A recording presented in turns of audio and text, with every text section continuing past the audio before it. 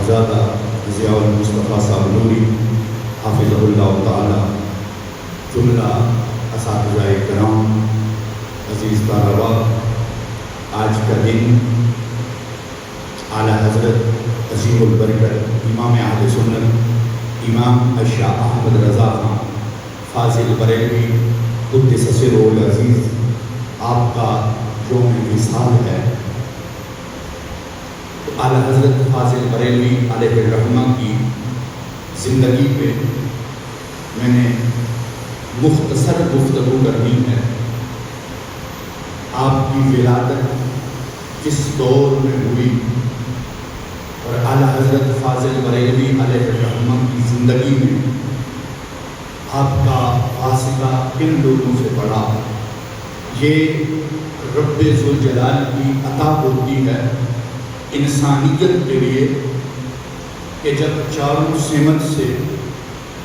اندھیرے آ جائیں اور پوری کی پوری کائنات بے چین ہونے لگے، اس وقت رب ذوالجلال کچھ مقدس نفوس ایسے ہوتے ہیں کہ جنہیں اللہ تخلیقی ذہن عطا فرما دیتا ہے کہ وہ لوگ انسانیت کی ڈوبتی ناؤ کو پھر بچا کے ساحل کی طرف لے جاتے ہیں۔ تو اعلیٰ حضرت فاضل بریلوی رحمہ اللہ تعالی ان عظیم شخصیات میں سے ایک ہیں کہ جس جگہ پہ فاضل بریلوی علیہ الرحمہ نے کھڑے ہو کے کام کیا ہے کہ پوری دنیا کفر مخالفت کر رہی ہے، بڑے بڑے جبہ و دستار والے مخالفت میں کھڑے ہیں، انگریز سازشیں کر رہا ہے، ہندو سازشیں کر رہا ہے، سکھ سازشیں کر رہا ہے، جبہ و دستار والے جس وقت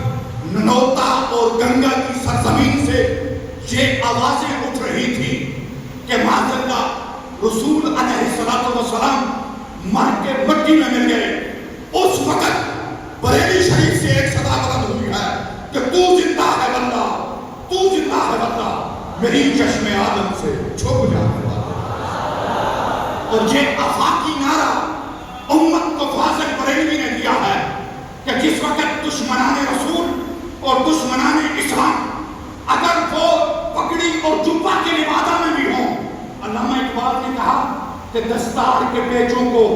ذرا غور سے دیکھا کر، ہر صاحب دستار معزز نہیں ہوتا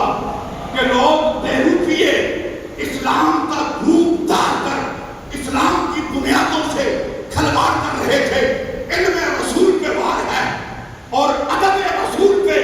وار ہے، معاذ اللہ رسول علیہ السلام کو ڈاکے کے لفظ یوز کیے گئے۔ اس وقت فاضل بریلوی علیہ الرحمہ اور امت کو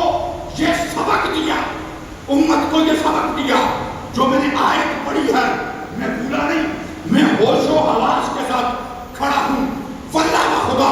یہ پچھلے 3-4 سالوں میں جب رفت کی منڈیوں میں بولی لگی ہے، میں مسجد میں کھڑا ہو کے اساتذہ کی موجودگی میں کہتا ہوں کہ میری بولی لاکھوں میں لگتی رہی ہے، لیکن یہ صدقہ احمد رضا کا ہے کہ مجھے کوئی بندہ خرید نہیں سکا۔ میں جس جگہ پہ کھڑا تھا کئی بکنے والے بک گئے، کئی سادات بک گئے، کئی آستانے سے اعلان ہو گئے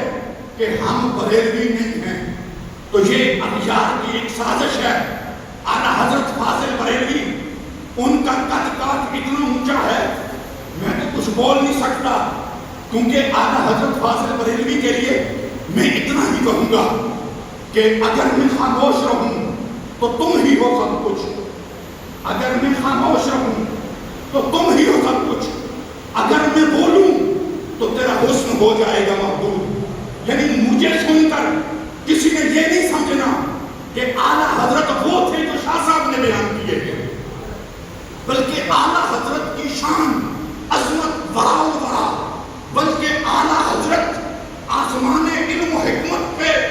چمکنے والا وہ ستارہ ہے کہ اعلیٰ حضرت کے قد و قامت کو دیکھتے ہوئے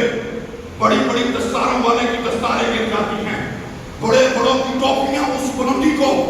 دیکھتے ہوئے گر